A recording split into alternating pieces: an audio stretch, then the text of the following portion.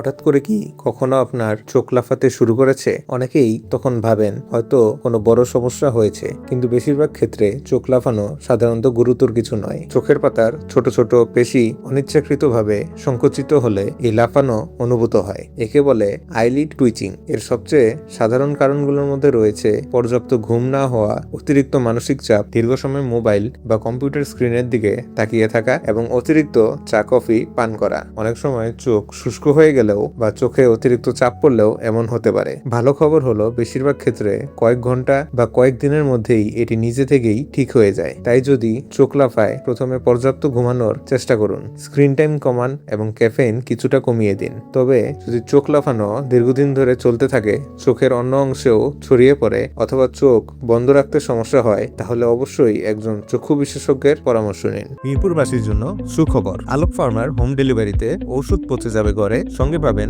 5% ছাড়। অর্ডার করতে এখনই যোগাযোগ করুন আমাদের হোয়াটসঅ্যাপ নম্বরে। মনে রাখবেন, চোখ লাফানো সাধারণত শরীরের একটি ছোট সংকেত যে হয়তো আপনার একটু বেশি বিশ্রাম দরকার। সুস্থ জীবন, সুন্দর পৃথিবী।